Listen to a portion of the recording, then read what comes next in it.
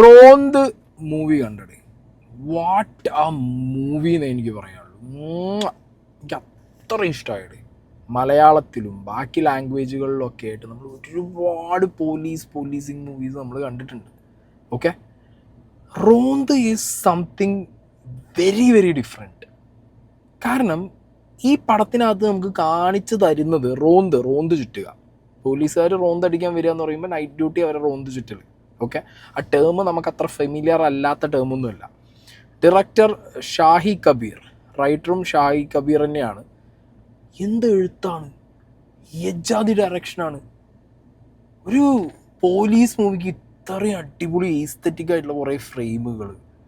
എടാ എന്ത് ഭംഗിയാണ് അതിൻ്റെ ഓരോ ഫ്രെയിമും, അതിൻ്റെ നറേഷനും, ക്യാരക്ടേഴ്സ് വന്നു പോകുന്നതും, ഓരോ ഇമോഷൻസ് നമുക്ക് പാസ് ചെയ്ത് തരുന്നതൊക്കെ ഡയറക്ടർ മാൻ ബ്രില്യൻ്റ് എന്നാണ് പറയാനുള്ളതിന്.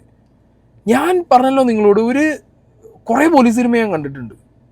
പോലീസിൻ്റെ പല ഷെയ്ഡുകളും കാണിക്കുന്ന സിനിമ കണ്ടിട്ടുണ്ട്, പോലീസിങ്ങിൻ്റെ പല ഷെയ്ഡുകൾ കാണിക്കുന്ന സിനിമ കണ്ടിട്ടുണ്ട്, ഡ്യൂട്ടിയുടെ പല ലെവൽസ് കാണിക്കുന്നത്, പോലീസിങ്ങിൻ്റെ തന്നെ പ്രോസ് ആൻഡ് കോൺസ്, അവർ വില്ലനായിട്ടും ഹീറോ ആയിട്ടും ഒക്കെ പോലീസ് റിലേറ്റഡ് കുറേ സ്റ്റോറി കണ്ടിട്ടുണ്ട്. പക്ഷെ ഇങ്ങനൊരു ഐറ്റം ഇത് വേറെ ലെവലടേ.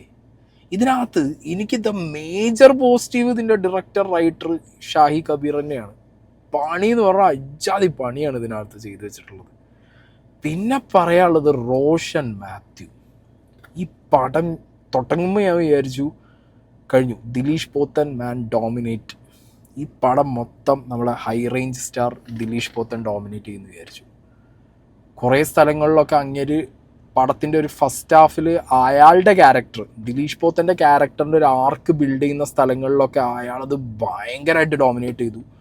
പക്ഷേ വൺസ് മാൻ റോഷൻ മാത്യുവിൻ്റെ ക്യാരക്ടറിൻ്റെ ഒരു ആർക്ക് വരാനുണ്ട് ഇതിനകത്ത്. കുറേ ഡെപ്തുള്ള കുറേ സീനുകൾ വരാനുണ്ട്, കുറേ ഇമോഷൻസ് ആ ക്യാരക്ടർ കാണിക്കാനുണ്ട്, കുറേ സംഗതികൾ പിടിച്ചു വെക്കാനുണ്ട്.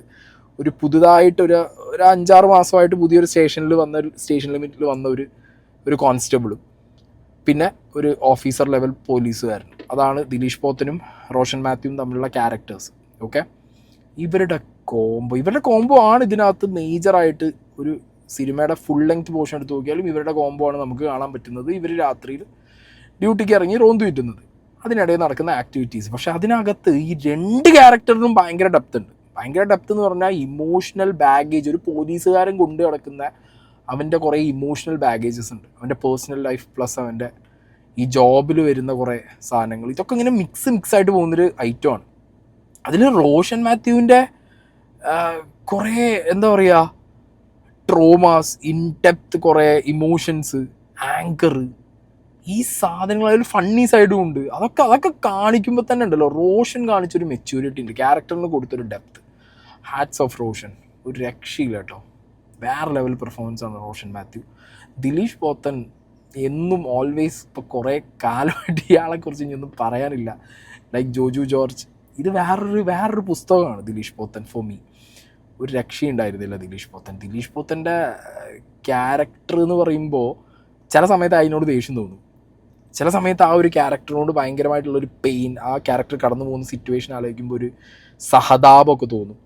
അങ്ങനത്തെ ഒരു ക്യാരക്ടറാണ് ഈ ദിലീഷ് പോത്തൻ ചെയ്തിട്ടുള്ളത്.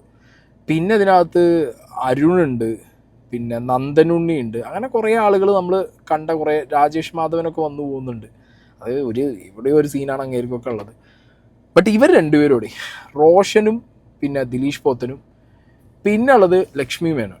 ഓക്കെ, ഇതിൽ സിനിമയിൽ പോലീസിങ് എന്താണെന്നുള്ളതല്ല കാണിക്കുന്നത്. 2 ഓഫീസർമാർ, നമ്മൾ ഇതുവരെയായിട്ട് ഈ റോന്ത്, ഈ നൈറ്റ് പെട്രോളിങ്ങിൻ്റെ ചില ഗ്ലിംസുകൾ മാത്രമാണ് കുറേ സിനിമയിൽ കണ്ടിട്ടുണ്ടാവുക. ഒരു കംപ്ലീറ്റ് ആ ഒരു നൈറ്റ് പെട്രോളിങ് സമയത്ത് നടക്കുന്ന ആക്ടിവിറ്റീസ്, ആ ആക്ടിവിറ്റീസിനകത്ത് കൊടുത്തിട്ടുള്ള ഡീറ്റെയിലിംഗ്.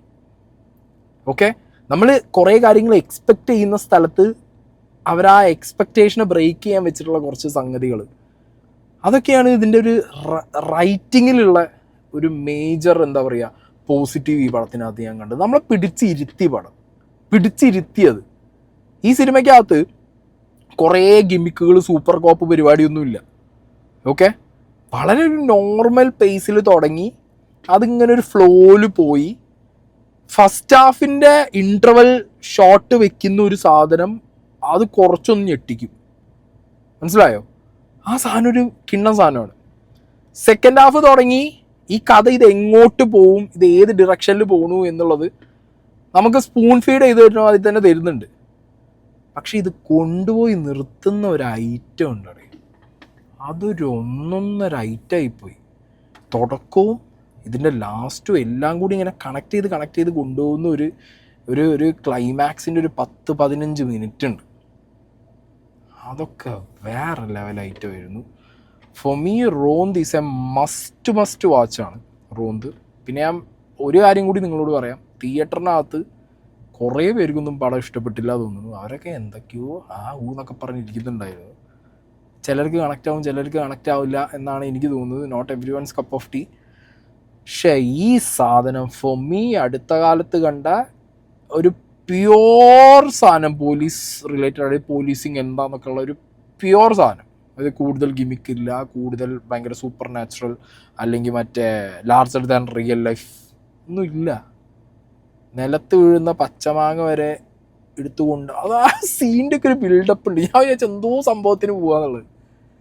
പച്ചമാങ്ങയല്ല, ഐ മീൻ പഴുത്ത മാങ്ങ എടുത്തിട്ട് ഭാര്യയ്ക്ക് കൊണ്ടുപോയി കൊടുക്കുന്ന ദിലീഷ് പോത്തൻ്റെ ക്യാരക്ടറിൻ്റെ ഒരു ഡെപ്തൊക്കെ ഉണ്ടല്ലോ, രക്ഷയില്ല. നല്ല പടം, ഒരു രക്ഷയില്ലാത്ത പടം. വേണമെങ്കിൽ പോയി കണ്ടോ, മിസ്സാവും തിയേറ്ററിൽ നിന്ന് പോയാൽ.